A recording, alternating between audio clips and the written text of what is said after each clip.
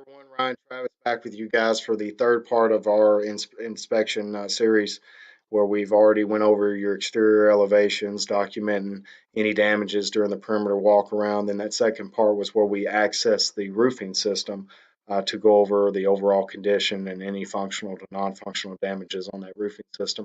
Then the third part of this series is our documentation, building a report to give to the homeowner or the actual insurance carrier. So I'm going to go through that report right now. Trying not to make this too long of a video, and basically describe what all we put together to help somebody write an estimate, or if there was no damages, it was a thorough investigation to help somebody write a denial letter.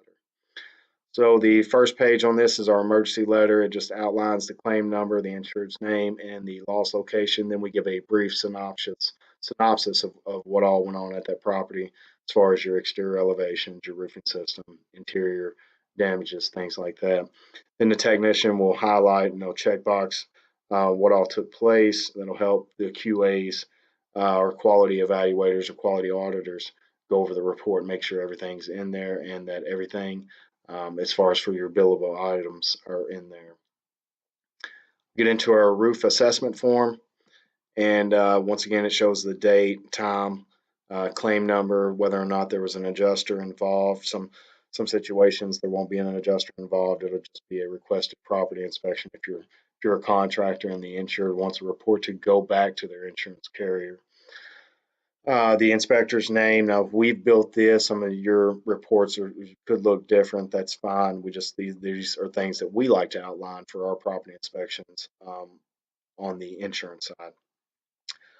First box kind of outlines the damages, wind, hail, no damages during our investigation on this property. Now, you see that BT, that's usually going to stand for our brittleness test. That's testing the repairability of the shingle. So if somebody needs to make just reasonable repairs, 5 shingle repairs to the roofing system on the front slope, a BT will help the presentation of whether or not that roofing system can be repaired or not. Your shingle type, laminate shingle, 30-year, your drip edge, whether it was on the rake and eave or just one or the other. If there was gutter apron instead of drip edge, layers, ice and water shield, predominant pitch, secondary pitch. Then over here on the right side in the right columns, we get into our roofing components or accessories. Like I said, if somebody's going to write a reasonable repair estimate, it's important that they have these components in there to see if they were damaged or if somebody's just going to be doing a detached reset on them. Total square footage is in there. Your windward, leeward side is basically just set up and outline the directional path of the storm system. Once again, another brief synopsis of that roofing system inspection. So we're no longer talking about the exterior elevations. We're really honing in on the roofing system. And then our abbreviations. Now, we're not always, the universal terms for wind and hail are usually just a circle around a spot, and it's usually universal for, hey, this is hail damage, a line through a shingle. It's universal for wind. We don't only outline those in our test square, but we also outline the overall condition. So that might be there's a bunch of spot defects that could be the manufacturing of the shingle, the distribution and moving the shingle from warehouse to warehouse, or mechanical damages during the installation, granule bonding defects. There's been some cases where we see real bad defects in the shingle, or a bunch of nail pops where you've got poor ventilation and or expansion and contraction over time, accompanied by poor ventilation. The nail will actually back out, and that can be some installation concerns as to whether the nails or the fasteners were high-low nailed or under or over driven, and put in the correct place. Because sometimes there's situations where the fasteners are underdriven and they're right through the cohesive strip, so the shingle never properly adheres, and you get a concurrent cause of loss situation with a proximate cause being installation, and then you might have a secondary cause being wind. So it goes over some of the abbreviations, any additional notes. Then we get into a real detailed sketch and diagram of that property. If you see here, this will outline all the square footage, linear footage of your items, your openings, your window treatments, the roofing system, anything that involves this property. It's really, really detailed here. We get right into it. Your overall square footage, for each individual pitch, if you need to add waste to that property. And we'll get into each individual elevation. You can see, once again, I say it's real detailed because all of your window treatments are outlined. Um, and they're actually labeled here. So if you move on down throughout this report, you'll see the individual size for those windows. So if some hail damages, if some hail hit the window wraps, you need to replace all window wraps. So you'll have every individual measurement, and you'll have all of your square footage for those window wraps to put the aluminum trim cool back. Door, hail damages to the door. You've outlined the door, your fascia, your siding for the triangles, any kind of wind damage to soffit. So anything that could be involved in that estimate, it's going to be covered throughout this report. There's another just overview, front right. It's real detailed, goes into your right, shows each individual measurement from the bottom of the wall or the concrete slab all the way to the eave. Elevation, rear elevation, those double doors, the top window treatments. Or if you had gutter damage, that's 81 linear feet. 81 and a half linear feet of 6-inch gutters, that would need to be replaced because we've already outlined, if there was hail damage to them during our property inspection, well, you would have that measurement right there for your estimate. Once again, overviews. On down, after we go through each exterior elevation, we'll get into our roofing system.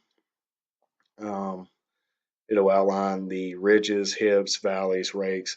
So if you need starter shingle or any kind of flashing, ice and water, stuff like that, you'll have all these measurements here. Like I said, this thing gets real detailed, square footage based on individual facets, and it shows your pitch for each individual facet there.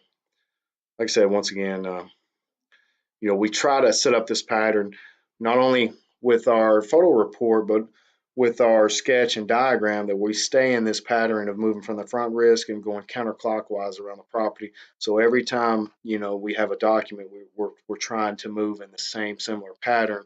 That way it outlines everything, and people can stay in tune and kind of get every bit of the story as they move through the property inspection over and over again, by staying in a similar pattern.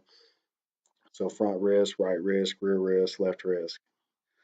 Then we get into our photo report. Now, we've already uncovered a lot of this photo report in the part 1 series and part 2 for your exterior elevations and your roofing system inspection. But now this is to provide to the homeowner or the carrier. And I told you earlier why it's important.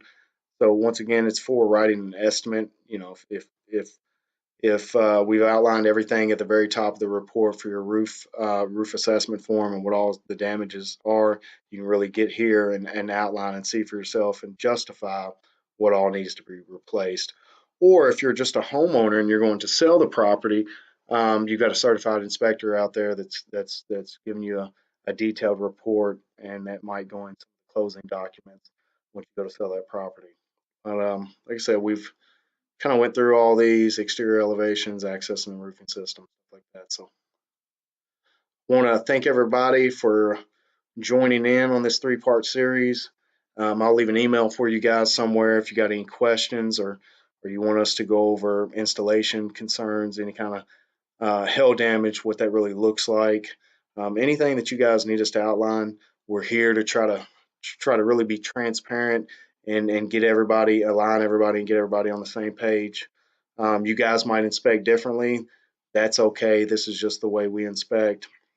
This is so, everybody knows this is a very opinionated industry, but, hopefully someday we can all align and be on the same page and make this a real smooth process for everybody. That's the hope. So I don't know if it'll ever happen, but once again, thank you guys for tuning in. Really appreciate all the subscribers and all the likes and the views on each video. So once again, thank you, and we will continue to post videos in the future. Thanks.